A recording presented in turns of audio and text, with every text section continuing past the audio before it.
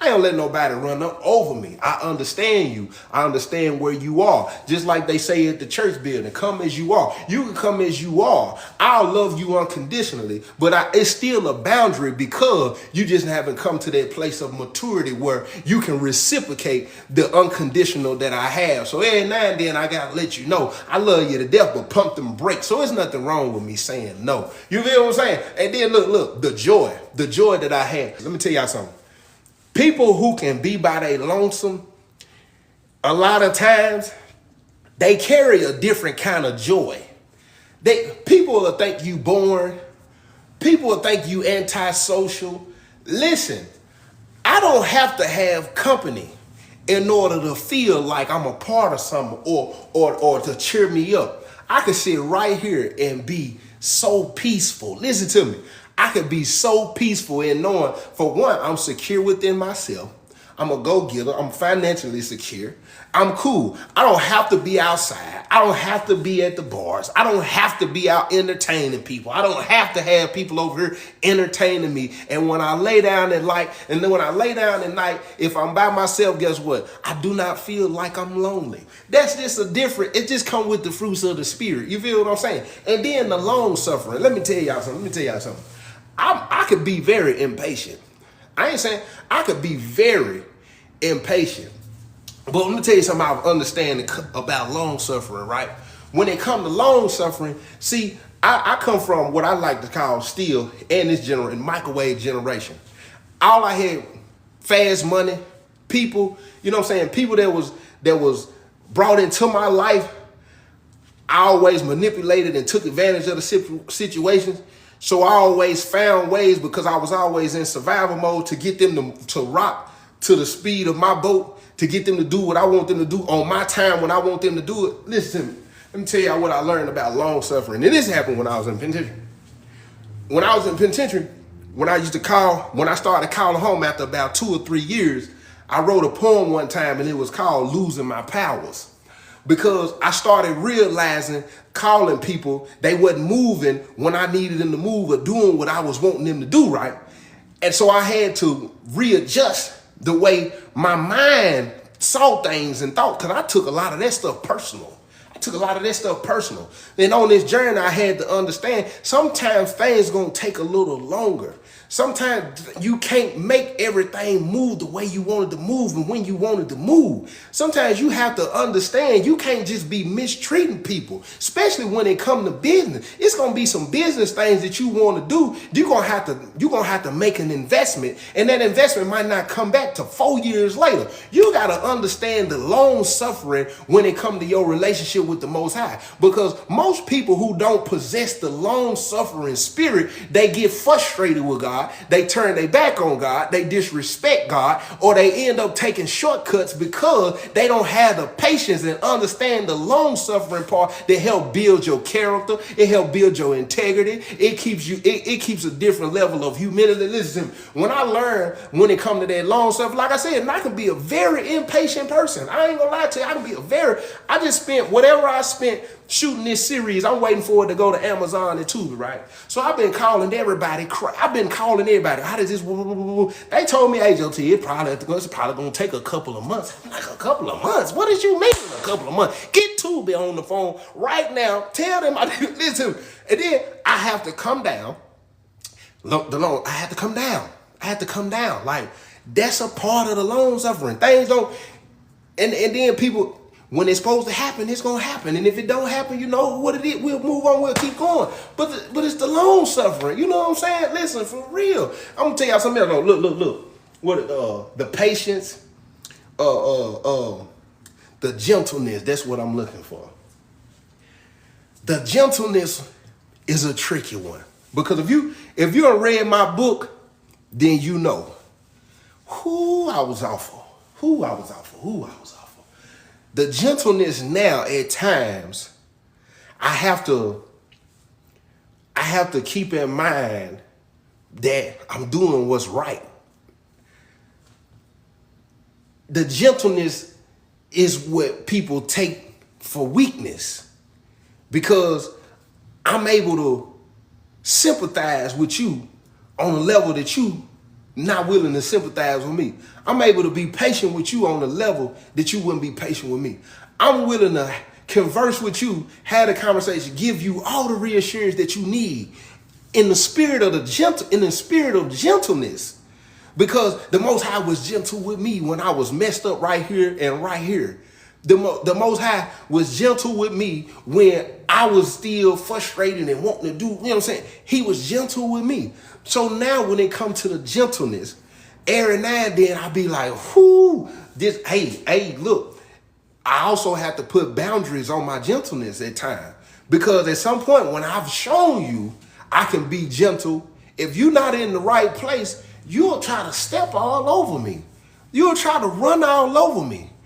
You'll come and ask me for something because you don't think I got enough courage to tell you no. And the minute I say no, it shocks you because I've been so gentle. I've been so open-hearted and kind. And the minute I start standing on it, you'll gaslight me. You'll try to distort my reality and make me seem like I done victimized you because I've only done what he done for me. I've been gentle. And now that I got to stand on principles and morals and what's right for me, all of a sudden you want to demonize my gentleness. No, you wanted to run over me. And you was going to keep running over me because you looked at it as if, oh, they just so nice. He always got good advice. You think my ear gonna be your garbage can forever? You think you could just keep dumping stuff on me and dumping stuff on me and dumping stuff on me, never asking me what I'm doing because in your mind, because of my gentleness, I'm just strong as ever. You think you could just come in, do what you want to do, ask for what you want to ask for. He's just so nice. He's just so nice. Wait a minute. Because that gentleness, at some point, I'm going to stand up. I'm going to stand up. And I'm going to still be gentle when I keep it real with you. Because faithful are the wounds of a friend. Deceitful are the kisses of an enemy. I'm going to be gentle when I tell you about yourself. Look, check this out. You know, in the scripture, when dude was standing and everybody was coming through and he would ask him for something, they were giving it to him. And then the disciples came through. And when the disciples came, they said, silver and gold I can't give you, but in the name of Yeshua, stand up and walk. At some point, I'm going to say clearly, in my own strength, I can't do what now God going to have to do for you. And at that point, I'm going to take accountability that maybe my gentleness has started to enable you. And I'm going to remove myself and I'm going to give you to him. And then at that point, your spirit going to get irritated and you going to think I done you so wrong. And I didn't. I practiced what the word said. I did what I needed to do. He said, one plant, one water, he get an increase. I've shown who I am. I've shown who I belong to. I've demonstrated who I'm supposed to be in your life as an assignment, if that's what the call was. So at that minute, I've planted what needed to be planted. And if I didn't plant it, I watered whatever was planted before. And then at that point, I am to remove myself and allow the Most High to get an increase. Because some of us get to the place in our mind, because of the change in our mind and the change in our heart, we feel that we are responsible to fix and change people when the scripture clearly lets us know that we're not responsible for that part. I did my job. I was kind. I was gentle. I was patient. I showed you love. I showed long suffering. I did everything that I was supposed to do. And now at this point, it's all yours. And guess what? I got every right to do it. I got every right to do it. And look, I'm gonna tell you, and I'm gonna tell y'all why I can stand up when I do it. Because I started understanding that the Most High don't move off of emotion. I started to understand sometimes it don't matter if I shed 100 tears. If my heart ain't genuine and I ain't ready to turn from whatever it is and straighten up and walk away, he ain't going to make the move for the prayer. So when I came to understand that about people, I said, I got to stand up and quit telling myself in my mind, you need to keep being nice. No. I'm being nice. I'm being gentle. I'm being everything I'm supposed to be in the spirit and tell you the truth. What I'm not going to be is a fool. What I'm not going to be is weak. What I'm not going to have is a jellyback. And what I am going to demonstrate is the strength that he give me. Listen to me. You need to get yourself together. I'm not responsible for that. You are.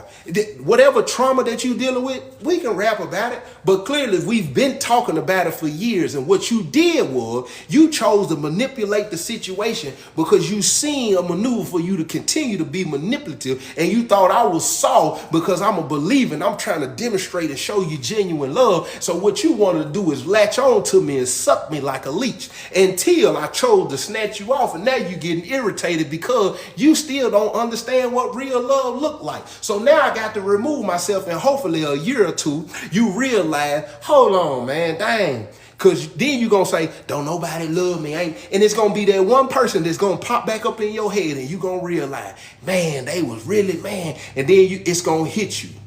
That's when the increase is going to happen. We have to understand as vessels, sometimes you got to move out of the way because you're enabling people. You've demonstrated what you're supposed to demonstrate. And as hard as it is to walk away, you got to understand you got to walk away. Because if you don't walk away, guess what? You have now let your assignment turn demonic. Because you're going to start, now you feeding the demon that has left one situation and went on to the next. You didn't correct it. You didn't chastise it. You didn't stand up in it. And now you just doing what this person has doing, and they continuing on in a cycle. They continuing on in a pattern, and when they get done with you, they gonna go on to the next. You gotta go and stand up and let them folk keep moving. I know who I am. I know when I'm somebody's assignment, so I have no problem with coming down and being a servant at all. They told me the first thing in ministry you have to understand is servitude. I have no problem with coming down and understanding that somebody is over me and it's time for me. I am not always the one that's getting assignments. It's too many of us who feel like people are always our assignment. Sometimes you somebody's assignment, and it might just to be to test your humility. It might be to test your patience. It might be to test your compassion. It might be to see if you will nurture somebody, to see if you will be patient with somebody. I don't know what the case may be, but you ain't always the one who getting the assignments. I know when I'm somebody's assignment. I know when to come down. I know when it's God. I ain't never seen this before. I ain't never felt this, and I ain't understand that. I know what, and it don't matter it don't matter the age. It don't matter the gender. I know when to come down and somebody done came into my life and I need to take something from this situation, even if it's seasonal. That's the key. Even if it's seasonal. Sometimes because of our trauma, because of our brokenness, because of areas that we are so what we have not healed in, assignments look so lovely, we get them confused with companions. Been hurt for so long and so bad, anything good coming to our life, we want to hold on to it. It's seasonal. And that's why when it's time for you to walk away from it, you don't know how to handle it. They didn't understand that Yeshua was seasonal. He had 3 years when his mission came. They didn't know that. They didn't know eventually until he started prophesying. And even then, they didn't want him to go to the cross. And even after he came back in the tomb, when he ascended, if you read the scripture, they stood there and that he was leaving again. And then at that point, they had to move. Some people don't understand. This assignment right now is detrimental. Everything that you need is in this person right here. You need to come out of yourself. You need to remove your flesh from this situation and learn something that you need to learn. It's going to help you overcome that brokenness that your parents put you through. All of that love that you felt you needed from your parents, I'm going to show you through somebody right now that same love that you looking for, you will never get it from them. They'll never apologize to you. They'll never take accountability. They'll never come to you and say, I understand. You will never get that. And the enemy want to keep tricking you in your mind and thinking your healing going to come from someone, from that person verbally. And that it's going to heal you. I need to show you. He said, I'm a father to the fatherless. Listen to what I'm finna tell you. I'm a father to the fatherless. Meaning, if I can't use the person that broke you that you think can fix you, because most people, what your Stockholm syndrome is, when Stockholm syndrome, people end up going back to their abuser, or they fall in love with their abuser. And most people, when they fall in love with their abuser, they get it confused. So they feel they need the validation and approval when they feel that they've done something that where they done elevated, or something that they done accomplished. The first person you want to hear from is the person who abused you. But the person who abused you knows you better sometimes than you know yourself. So when you going to them and it's a proud moment, it's a moment where you should get a congratulation. It's a moment when you should be applauded. Them people know how to press your buttons when you got a million people in the room who see the greatness in you, who see all the accomplishments you made, who see over everything that you done overcome. And that abuser look at you and be like, that's it? And it break you all over again.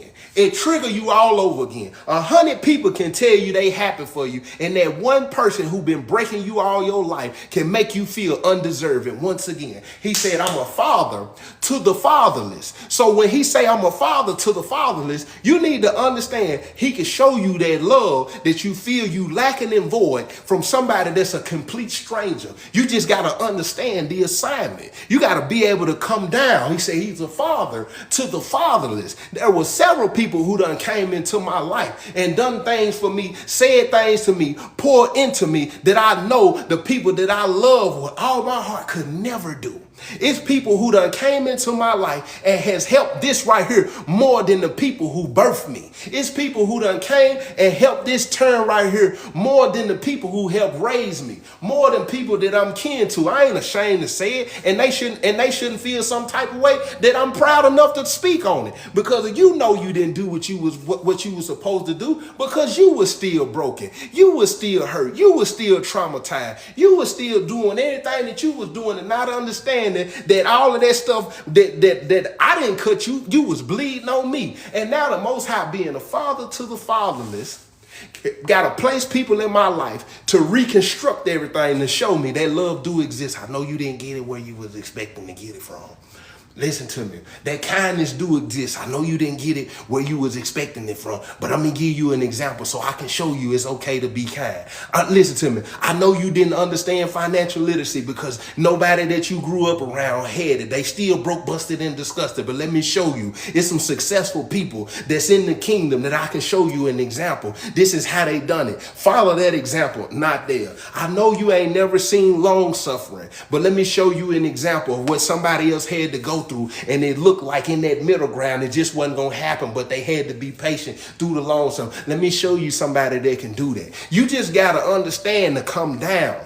That's why being a servant in ministry is the first thing, because if you're not willing to serve, you most definitely ain't gonna realize when he's trying to show you something, because you always trying to stand up. Most of us who've been in survival mode all our life, we feel like we always got to be the one. And when you're in survival mode, you don't know how to be a servant. You don't know how to come down and be slow to speak and slow to hear.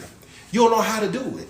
You gotta say something. You gotta prove a point. You gotta speak your trauma in every single thing. You gotta defend yourself because you feel like people. No, they called you out. They saw that brokenness in you. They saw it in you because they done overcame it before, excuse me. And now the Most High trying to show you, just come down.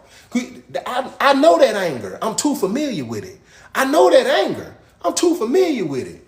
I know that anger. Just chill. But I'm trying to show you it's a different way to handle that. It's a different way to handle it. Listen, do you know how many situations I done been in since I've been home where I know for a fact, had the Most High not showed me examples that, hey, you don't got to deal with it like that, I'd have been going back to the penitentiary, because I would have dealt with it the way I've always dealt with it. Now that I know, that's the enemy.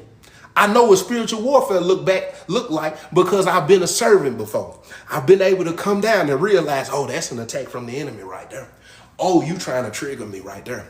Oh, you want me to blow. Oh, you want me to throw myself away right there. Oh, you want to trick me out of my spot. You know what? I ain't even going to respond to that. You know what? I'm going to respond to it, let you know, boom, boom, but I'm going to go about my way. I'm going to leave, because I let him be a father to the fatherless. I let him show me through other people that I knew I was an assignment to. Servitude.